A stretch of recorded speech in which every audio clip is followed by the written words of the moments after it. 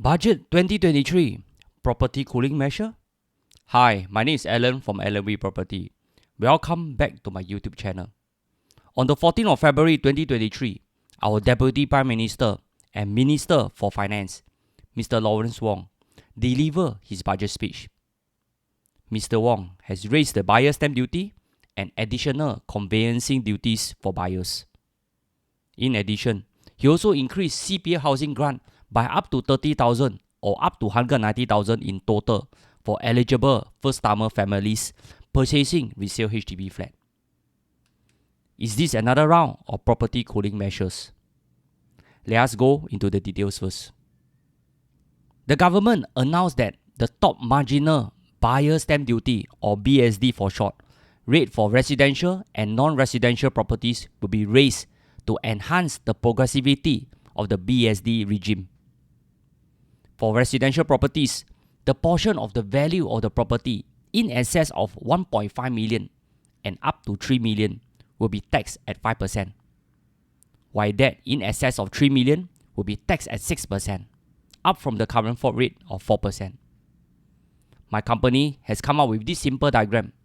If the purchase price is below 1.5 million, no change to the BSD. If price is 2 million, you pay extra 5,000 or 8% more. If price is 3 million, you pay extra 15,000 in taxes or 14% more. If price is 5 million, you pay extra 55,000 or 30% more. In short, this is progressive tax. In very simple layman terms, our government is telling you, please continue to buy property. We have never ever stopped you from buying. But if you can afford to buy more expensive property, just go and buy and pay more taxes. That's all. In Hokkien it means, ai bue ke bue, heng lui nia, biao kin. It's the same for taxes for luxury cars.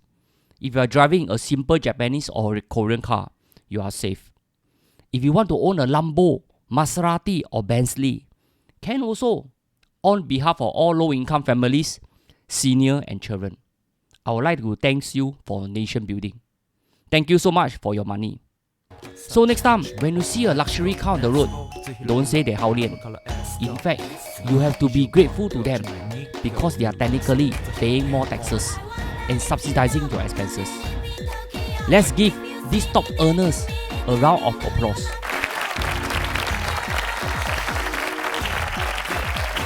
For non-residential property, the portion of the value of the property in excess of 1 million and up to 1.5 million will be taxed at 4%, while that in excess of 1.5 million will be taxed at 5%, up from the current rate of 3%. What does all this mean? In short, our government also never stopped you from buying their office, shop house or industrial space. If you want to buy more expensive property, please pay tax accordingly. On another note, they are smart to raise taxes for non-residential property too. This is because they know Singaporeans will whack non-residential property again and pushes up their prices. Here, they are telling you, don't play. Resi now cannot play already. Don't play office and industrial property hall. Big Brother is watching you.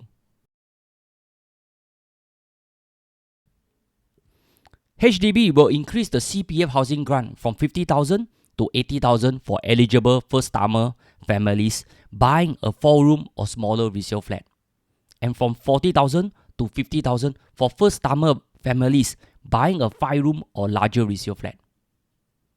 Eligible first-timer singles will similarly receive an increased CPF Housing Grant from 25,000 to 40,000 when buying a 4-room or smaller resale flat, and from 20,000 to 25,000 when buying a 5-room resale flat. With this increase, eligible first-timer families buying a resale flat can then receive up to 190,000 in housing grants. For eligible first-timer singles, the revised housing grant can be up to 95,000. Personally, I think this grant are made in the right move to support first-timer. M&D and HDB has also issued a press release after the budget announcement. Let me quote what the press release said. The resale market meets the housing needs of first-time home buyers who may have specific locational preference such as living near their parents for mutual care and support, or the desire to secure homes sooner. However, the current strong HDB resale market may pose affordability challenge for some home buyers. Here, our government knows that the HDB resale market is at an all-time high, and first-timers are feeling the heat. That is why this grant is to soften the impact with rising resale prices. To be fair, this grant is long overdue since it was first announced a decade ago. Prices of resale flat has risen significantly.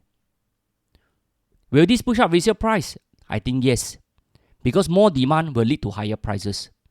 But really bopian, our government is really stuck in today's situation. They have already cooled the HDB segment by holding off private property owners from buying HDB flats in the September 2022 cooling measure.